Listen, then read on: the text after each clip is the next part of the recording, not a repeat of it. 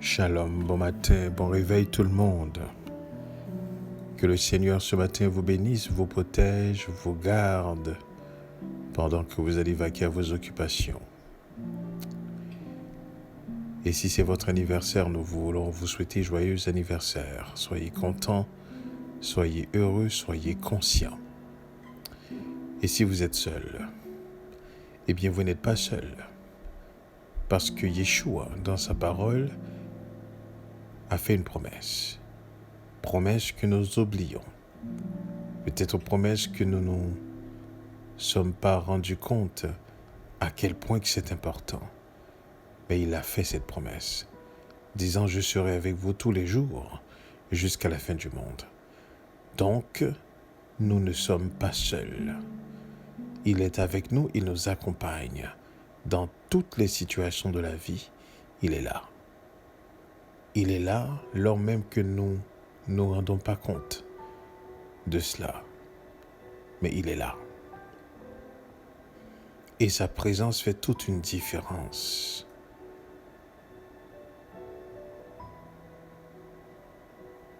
À un moment donné, nous allons nous rendre compte, lorsque le moment viendra où est-ce qu'il nous montrera le film de notre vie dans le temps, et on s'en rendra compte qu'il a toujours été là.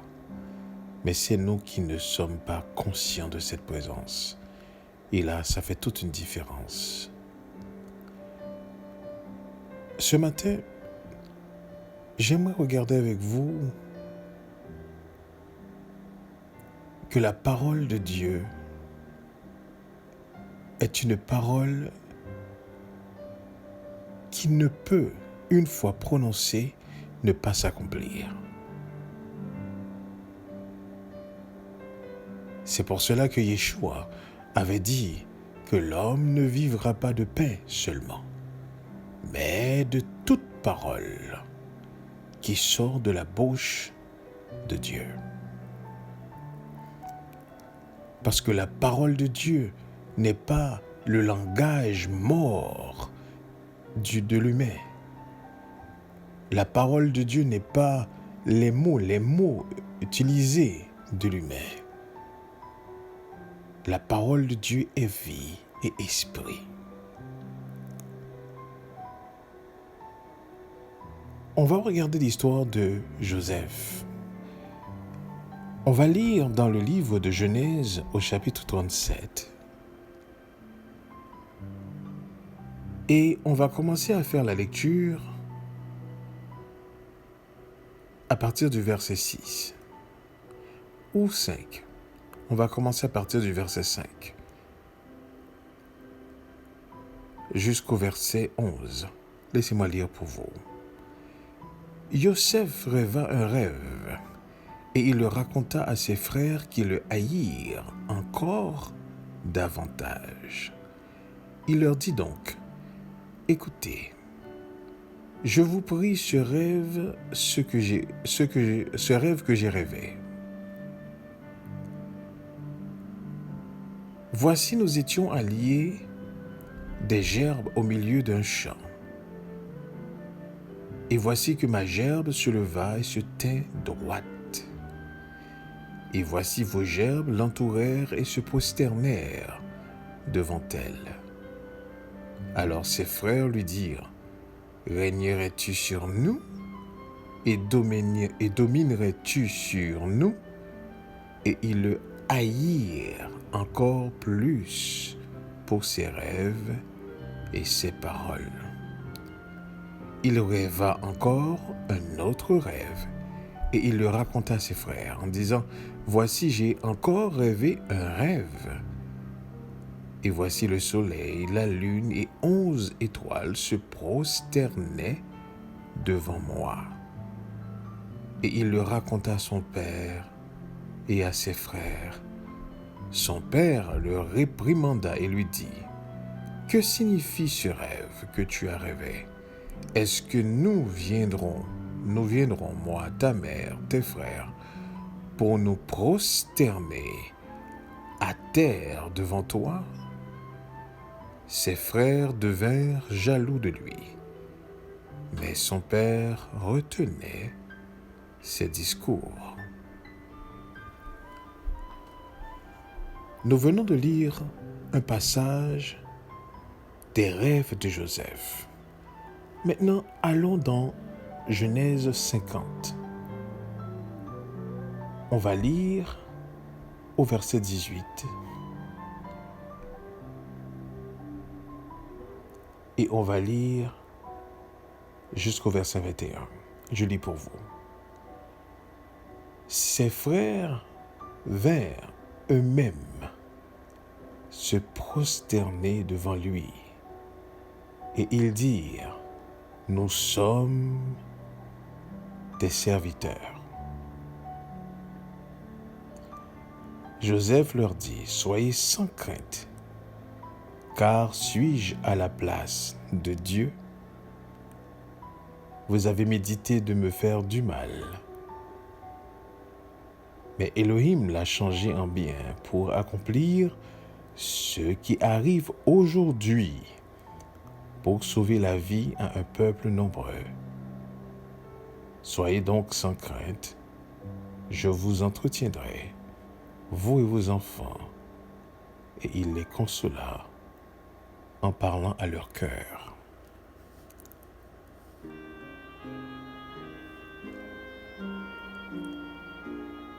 La parole que Dieu prononce, le plan que Dieu a, qu'on le veuille ou non, est le plan qui s'exécutera. Ce plan ne peut être arrêté.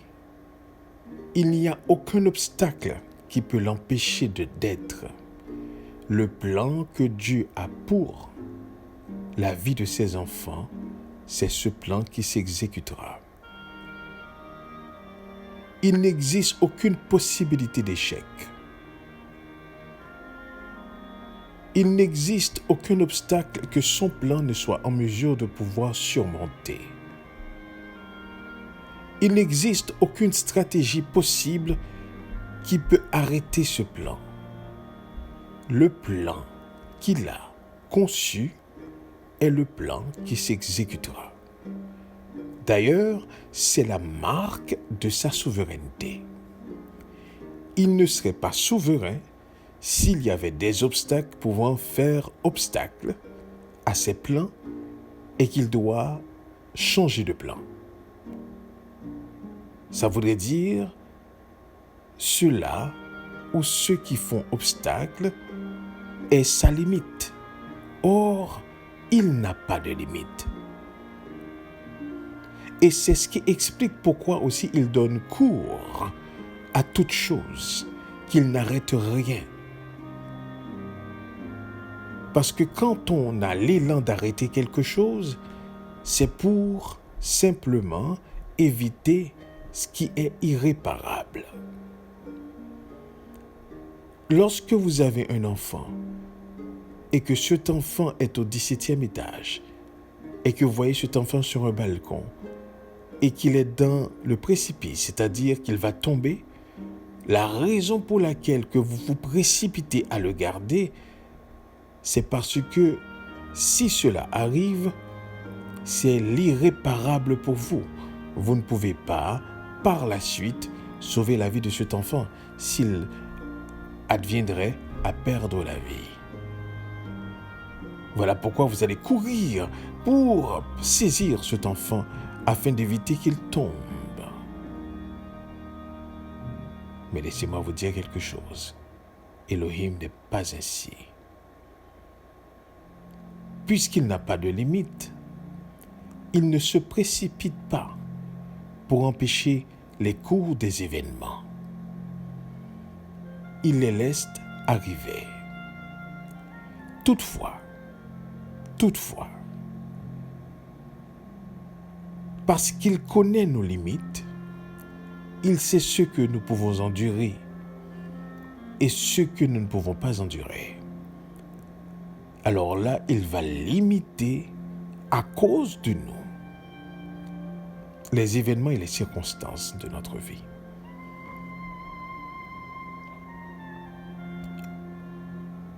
C'est pour ça qu'il est dit dans le livre des Hébreux, il n'existe aucune tentation qui nous est survenue, et que Dieu, dans sa souveraineté, sachant tout cela, justement va permettre que nous soyons tentés au-delà de nos limites.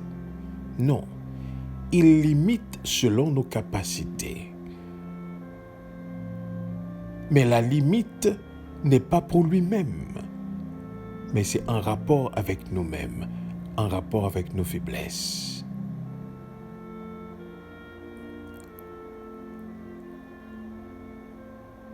Comme nous venons de lire dans le livre de Genèse, les frères de Joseph le haïssaient.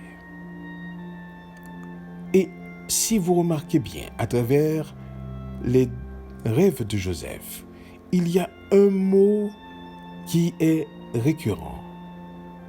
C'est le mot se prosterner. Il a vu 11 étoiles se prosterner devant son étoile. Il a vu des gerbes se prosterner devant sa gerbe. Il a vu le soleil, la lune et les étoiles se prosterner devant lui. Le mot qui revient souvent, c'est le mot prosterner.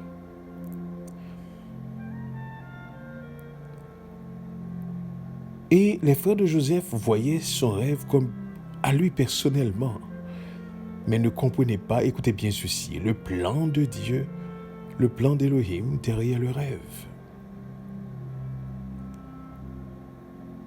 Et cela me fait penser, certaines fois, vous voyez des individus, des gens, vous ne connaissez pas le plan de Dieu derrière leur vie. Vous critiquez justement leur style de vie, où ils sont l'objet justement de vos railleries, mais vous n'avez aucune idée quel est le plan de Dieu dans leur vie.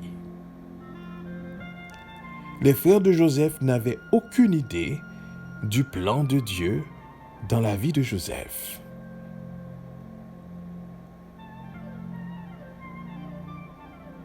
Leur haine va les pousser à faire des choses, écoutez bien ceci, en rapport comme obstacle pouvant empêcher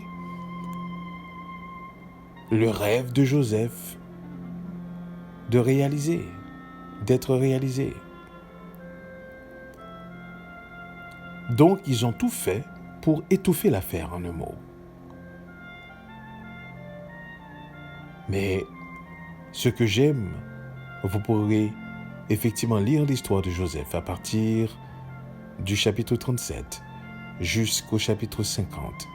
Et vous allez voir, en dépit de toutes les stratégies utilisées, en dépit de toutes choses qui se sont faites, c'est la parole de Dieu qui finit par se réaliser.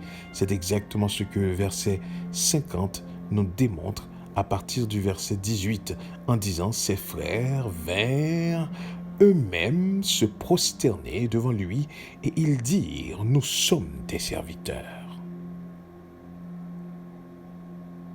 Où est la haine? Où sont les obstacles?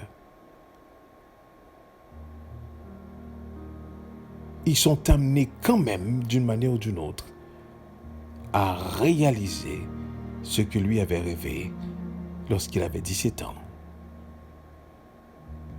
Quelques années plus tard, ils se sont prosternés devant lui, comme le rêve l'avait indiqué. Et lui aussi, il a compris. Lorsqu'il faisait ce rêve, il voyait que c'était son étoile, c'était ça. Mais le rêve ne l'appartenait pas. Il n'était que simplement porteur de ce rêve. Et c'est ce qu'il a expliqué au verset 19, lorsqu'il a dit « Soyez sans crainte, car suis-je à la place d'Élohim ?» Je n'étais qu'un porteur de rêve. Je n'étais qu'un instrument à travers lequel Élohim accomplissait sa volonté.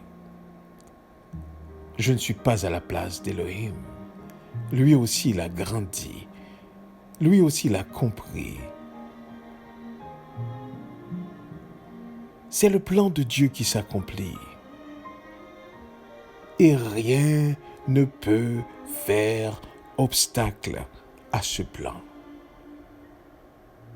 Voilà la compréhension qu'il faut tirer de cette histoire de Joseph. On ne peut pas faire obstacle à la place au plan de Dieu. Ce qu'il dit, une fois prononcé, c'est exactement ce qui arrivera. Il est maître de toutes choses. Il est souverain sur toutes choses. Il connaît toutes choses. On ne peut pas être un obstacle d'une manière ou d'une autre à ses plans. Il n'y a aucun être qui peut être un obstacle à ses plans. Même quand il exposerait ses plans et qu'il te dit il va faire telle affaire, on ne peut pas servir d'obstacle à ses plans parce qu'il est souverain. Sa souveraineté nous dépasse parce qu'il nous englobe dans le temps. Le temps pour lui n'est pas sectionné. Le temps est linéaire. Cela veut dire ceci. Il voit toutes choses en même temps. C'est-à-dire, il voit le passé, le présent, le futur. Une continuité. Mais pour nous, c'est sectionnaire. Ce matin, nous nous levons et on se dit on est aujourd'hui. Et automatiquement, hier est passé. Et automatiquement, il y a un demain qui s'en vient. Mais lui, il ne le voit pas ça comme ça. Il voit le temps comme un tout. Le passé est devant lui comme le présent, comme le futur. Un être comme ça, comment ses plans, sa parole, peut-elle échouer? Peuvent-ils échouer? Non.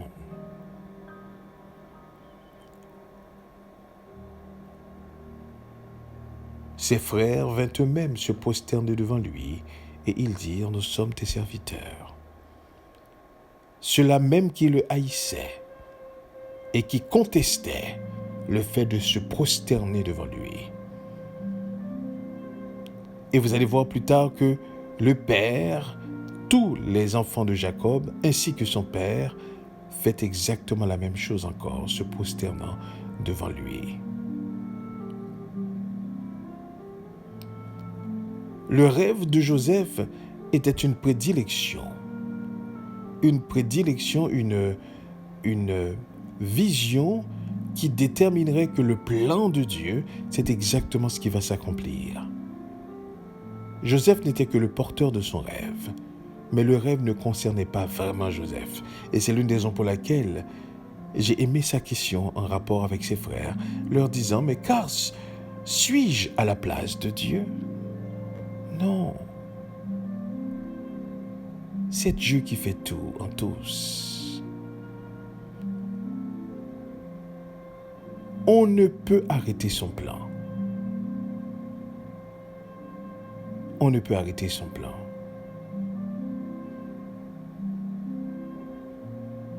Donc à chaque fois qu'on crée des situations, on ne fait que tout simplement se retarder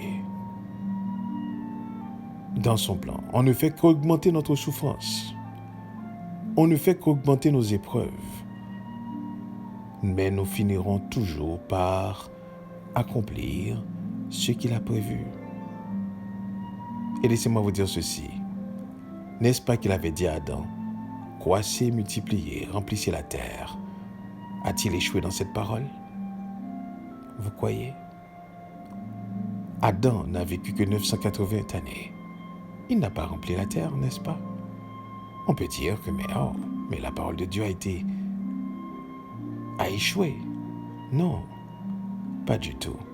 Si vous comprenez cela ainsi, vous n'avez pas saisi qui est Elohim. Parce que malgré que cette parole a été prononcée à Adam, et il était censé de remplir, de multiplier, de remplir la terre. Eh bien, il a échoué, lui, dans sa mission. Mais la parole de Dieu continue après lui, à travers ses générations, à travers ses progénitures. Ces progénitures sont forcées de multiplier, de remplir la terre. Parce que voyez-vous, Dieu ne voit pas les générations après Adam différentes d'Adam. C'est la continuité d'Adam. Écoutez bien ceci, c'est la continuité d'Adam. Donc pour Dieu, Adam a échoué, mais son plan a réussi, à savoir de croître et de multiplier la terre. Sur la terre, on est aujourd'hui presque 8 milliards d'habitants.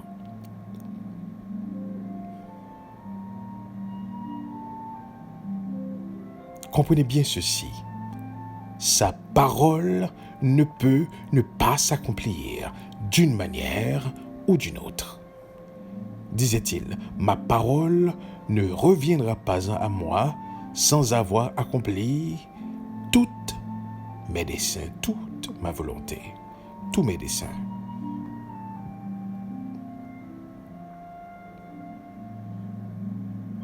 Nous devons saisir cela. Et l'exemple d'Adam est un exemple frappant dans l'esprit humain. Il n'a vécu que 980 années. Mais ce que ces générations n'étaient pas censées de faire, comprenez bien ceci, cette parole a été prononcée pour Adam. Cette parole a été adressée à Adam. Mais son échec, son ratat, son péché, sa désobéissance, a fait de sorte qu'il a échoué. Mais la parole de Dieu a eu son écho à travers ses enfants. Comprenez bien ceci. Dieu, Elohim, le Créateur, ne peut prononcer une parole sans que cette parole ait son efficacité. Il n'y a aucune parole qui sort de sa bouche sans que cette parole ne soit efficace, ayant à accomplir toute sa volonté.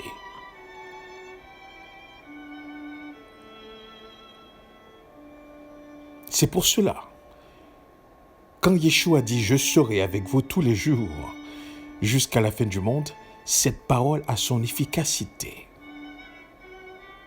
C'est pour cela, toutes les promesses que Elohim a faites, sa parole a son efficacité. C'est pour cela, quand il dit « Je ferai retourner Israël », mais pas pour lui-même, mais à cause de moi-même, à cause de mon Saint-Nom, car je n'accepterai pas que à cause d'Israël, que mon nom soit profané parmi les nations. Sa parole a son efficacité.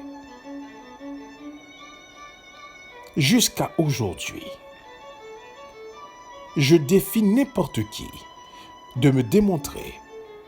Je ne parle pas de ce que les gens ont dit. Je ne parle pas de ce que les gens ont pensé.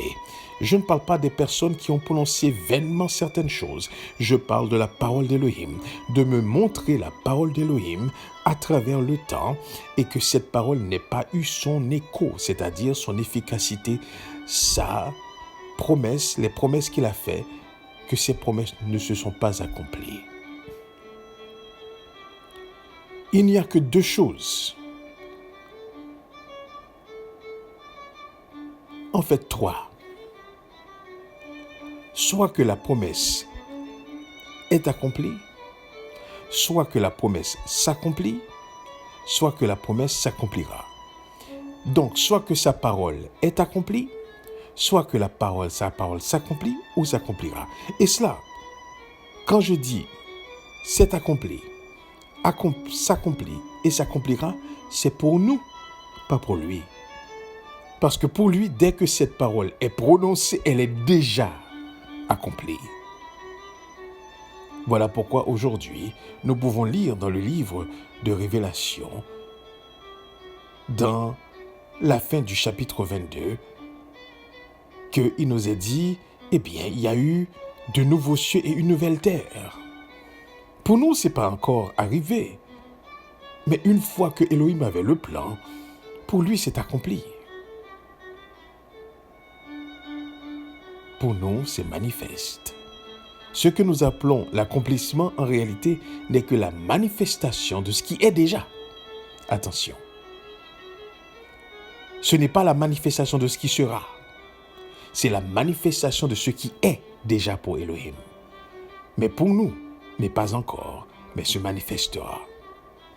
Donc quand on voit la concrétisation de la parole d'Elohim, ce n'est pas à ce moment que sa parole est. Sa parole était déjà. Mais sa manifestation pour nous n'avait pas encore été effectivement évidente.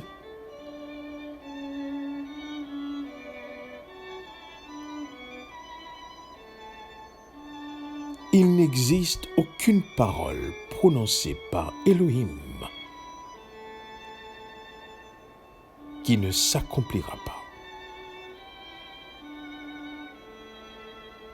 L'homme ne vivra pas de pain seulement, dit Yeshua, mais de toute parole qui sort de la bouche d'Elohim.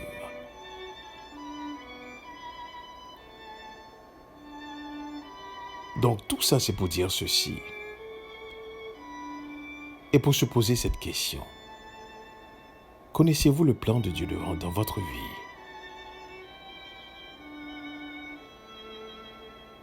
Nous avons intérêt à connaître et à se soumettre à lui-même, à ne pas être un obstacle à ses plans.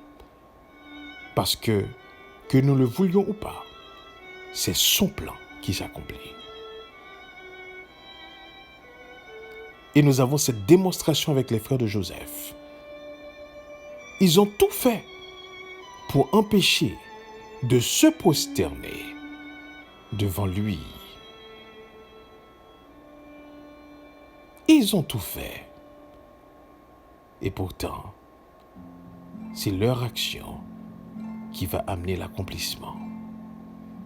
Comment pourriez-vous combattre contre un Dieu comme ça? Il connaît les moindres faits et gestes. Il vous voit arriver bien avant que vous arrivez. Il connaît déjà la parole bien avant même que vous la prononcez. Il connaît vos pensées bien avant même que vous la formez. Comment pourriez-vous résister et gagner contre le Créateur de toutes choses? Voyez-vous la folie?